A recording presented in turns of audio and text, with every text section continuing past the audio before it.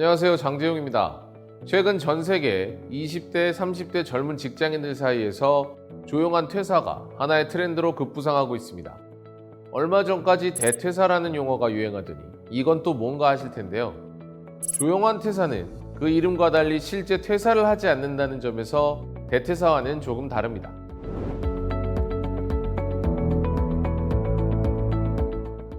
조용한 퇴사 혹은 조용한 사직으로 불리는 이 신조어는 2022년 7월 쇼폼 컨텐츠 플랫폼인 틱톡에 자이들 플린이라는 사용자가 올린 영상을 시작으로 유행처럼 번졌습니다.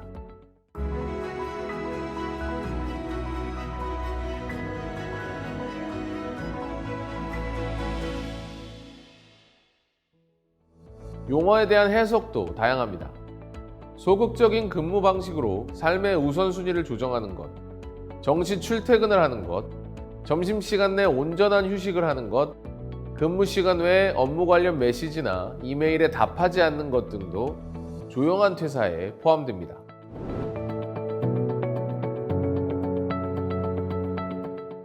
조용한 퇴사 현상은 미국에 널리 퍼진 허슬 문화에 대한 반발이 한 원인입니다.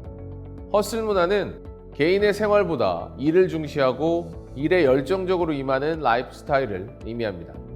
승진, 진급 등 개인의 성취를 권장한다는 긍정적인 측면이 있고 누구나 노력하면 성공할 수 있다는 아메리칸 드림을 지탱하는 역할을 했던 문화지만 최근에는 일에만 몰두하게 만들거나 지나친 압박을 가한다는 비판을 받기도 했습니다. 그래서 조용한 퇴사와 같은 트렌드는 이 같은 허슬 문화에 대한 반발로 생겼다고 보는 것이 일반적입니다. 이런 변화는 코로나19 팬데믹을 거치면서 더욱 본격화됐습니다. 코로나19 이후 MZ세대 직장인들을 중심으로 근무 조건, 조직 문화, 보상 등이 더 좋은 기업으로 대거 이동하는 대퇴사 현상이 나타났는데 최근 몇 개월 사이 미국의 금리 인상으로 촉발된 전 세계적인 경기 침체 여파로 인해 이 대퇴사 현상이 자연스럽게 조용한 퇴사로 연결됐다는 해석입니다. 대퇴사라는 단어를 유행시켰던 텍사스 A&M 대학 앤서니 클로치 교수는 조용한 퇴사가 노동 자체에 대한 바당이라기보다는 긴 근무일수, 무보수 초과 근무, 조직에 봉사하기 위해 언제나 출근해야 한다는 기존 관념에 대한 거부라고 주장합니다. 사람들이 삶의 우선순위를 재조정하는 순간이라는 것이죠.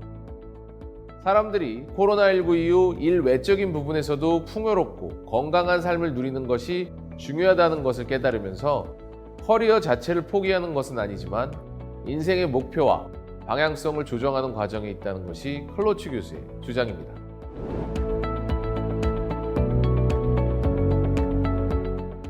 조용한 퇴사를 바라보는 시선은 엇갈립니다. 한쪽에서는 별로 새로운 일이 아니고 예민하게 볼 필요가 없다는 시선도 있습니다. 이미 조용한 퇴사 전에도 워라밸, 소확행 등 같은 맥락의 신조어가 유행한 만큼 특별히 새로울 것이 없다는 의견입니다. 하지만 계약에 따른 일만 하겠다는 태도는 시간이 지나면서 저몰입으로 이어질 가능성이 높기 때문에 방치할 수만은 없는 것도 사실입니다. 특히 리더 입장에서는 젊은 직원들의 이 같은 업무 태도는 자칫 조직 전체의 사기나 동기부여에 악영향을 끼칠 수 있기 때문에 대책이 필요합니다. 또한 조직의 입장에서 조용한 퇴사는 어쩌면 대퇴사보다 더 큰 리스크일 수 있습니다. 문제가 뚜렷하게 인식되기까지 시간이 걸릴 수 있고 인식된다 하더라도 새로운 인재로 대체할 수도 없고 무엇보다 조직 분위기에 부정적인 영향을 미칠 수 있기 때문입니다.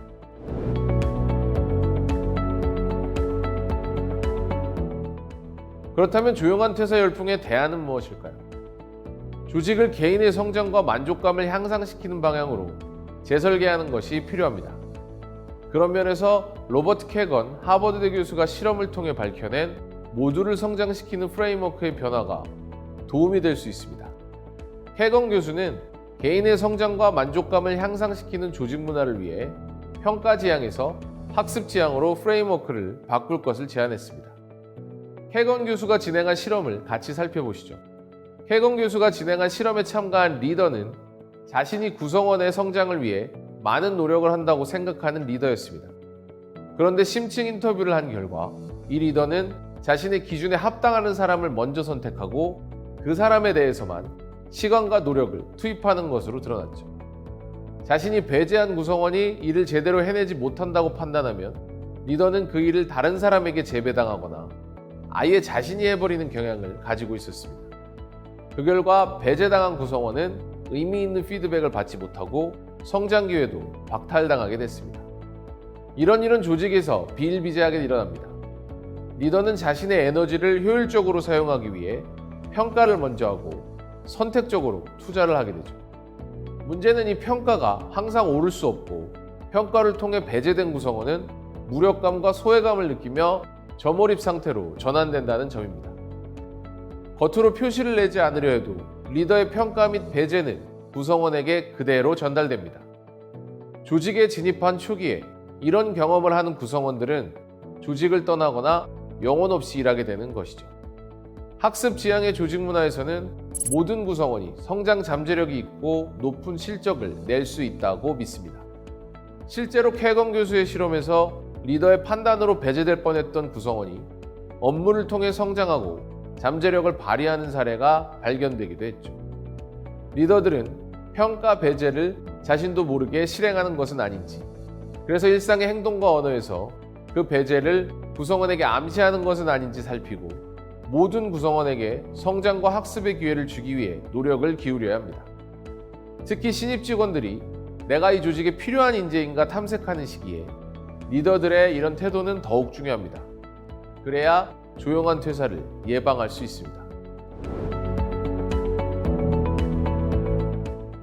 코로나19 덕분에 사람들은 인생에서 일보다 중요한 게 많다는 사실을 깨달았습니다. 건강, 가족, 휴식 등이 일의 자리를 조금씩 대체하게 된 것이죠. 하지만 조용한 퇴사나 유행처럼 번진 퇴사 열풍 역시 정답은 아닐 가능성이 높습니다. 조용한 퇴사라는 직장인의 적극적인 비몰입은 결국 자발적 도태의 형태로 나타나고 수동적인 사람이라는 이미지만 굳힐 가능성이 큽니다. 결국 직장 생활을 오래 하고 싶어도 못하게 되는 결과를 초래할 수 있죠. 때문에 일과 삶을 명확하게 구분하고 조용한 퇴사보다는 워라벨의 적극적인 활용을 통한 조용한 자기 개발에 만전을 기하는 것이 지금보다 나은 미래, 진짜 퇴사를 위한 확실한 준비 운동이 될 것입니다. 감사합니다.